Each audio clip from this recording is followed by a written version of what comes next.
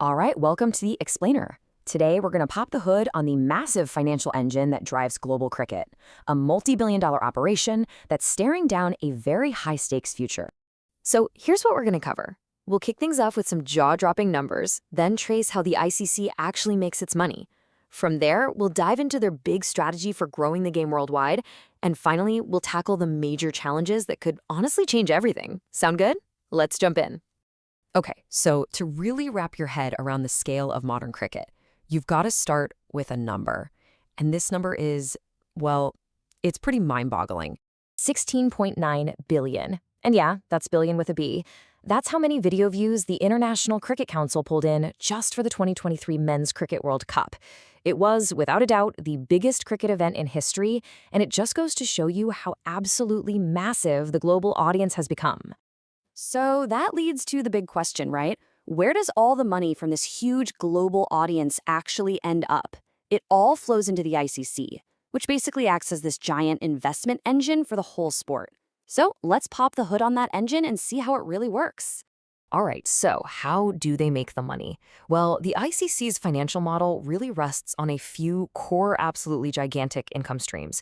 This is the fuel for everything they do. Basically, the cash comes from three main buckets. First, you've got the big global tournaments, like the World Cup. Then, they sell the media rights to show those games, and we're talking multi-billion-dollar deals here. And finally, they lock in these long-term partnerships with major global brands. The ICC has this great line. They call these global events their biggest shop window. And it's so true. These aren't just cricket matches, they're massive global spectacles. They pull in enormous audiences, which of course means huge investment from broadcasters and sponsors, who all want a piece of that action. And this, right here, is a perfect picture of what they're paying for. This level of passion, this insane global attention, it's an advertiser's dream. It really is the emotional heart of the entire financial model. So deals with giants like these give the ICC incredible financial certainty. They can actually plan for the future, for the next generation of cricket. Which brings us to the next logical question. With all this money in the bank, what's the plan? Well, having that financial security has let the ICC build a really clear three-part strategy for how they invest all that revenue right back into the game. It's pretty straightforward, really. You've got Grow, which is all about expanding the game globally. Boost, which is about making the experience unforgettable for the fans we already have. And Protect, which is about safeguarding the integrity of the sport. It's a solid all-around approach, but that Grow part, that's where things get really interesting. And when you look at their priorities here, you can see the ambition is huge. They're actively targeting new frontiers, a massive investment in women's cricket, building up the sport in smaller nations, the associate members, and breaking into totally new markets, starting with the USA. And of course, the huge goal of getting cricket back into the Olympics for LA 2028. This isn't about just keeping things ticking over. It's a full-on growth mission. Okay, so that's the plan on paper. But what does this once-in-a-generation investment actually look like when the rubber hits the road? Well, according to the ICC chair himself, this is the largest investment ever to go into cricket, period. The idea is to provide way more funding to every single member. But, and this is a key point, it's not an equal split. The money isn't just divided evenly. A country's share depends on a few things, like their history in the sport, how much money they bring in commercially, and of course, how well they perform on the field. And the whole point of this is to try and shrink that massive competitive gap between the traditional powerhouses, the full members like South Africa, and the up-and-coming associate members like the USA. The thinking is pretty simple. More money leads to more professionalism, better facilities, and, in the end, a much more competitive and exciting global game for everyone. And you know what? It actually seems to be working. We're seeing more of those classic giant killings than ever before. Think about the Netherlands beating a powerhouse like South Africa in the 2023 World Cup. That was a huge shock.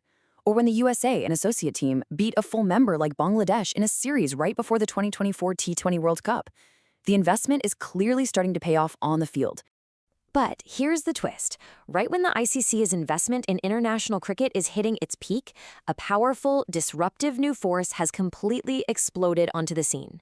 We're talking about domestic franchise T20 leagues. And this has created what one expert perfectly described as a law of the jungle.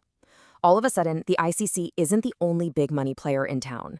You've got these private leagues popping up all over the world, and they're all competing for the exact same things: the best players and the fans' eyeballs. And this is forcing players into a really, really tough spot. And this right here shows you just how tough that choice is. Let's take England's Jason Roy. He actually gave up his central contract with his country, which was worth around, say, £70,000 for a whole year. And what did he trade it for? A contract in the US Major League Cricket worth £150,000 for 3 weeks of work. I mean, when the money is that skewed, it puts a ridiculous amount of pressure on that traditional model of playing for your country. So after all that, where does this leave us? What does the future of cricket even look like in this brand new, super rich, and incredibly competitive world? This is really the core conflict that's going to define cricket for the next decade. On one side, you have the ICC, this centralized governing body with more money than ever to grow the game from the ground up, all over the world. And on the other side, you have the wild, explosive growth of private T20 leagues, all pulling players and fans in a million different directions. And that really is the ultimate question, isn't it? With more money but also more competition than ever before, can the ICC actually build a future for the global game that's both fair and sustainable? The classic battle of country versus club, global growth versus private profit, it's happening right now in real time. The ICC has the money and they have the plan. But in this new law of the jungle, well, only the fittest are going to survive. Thanks for joining us.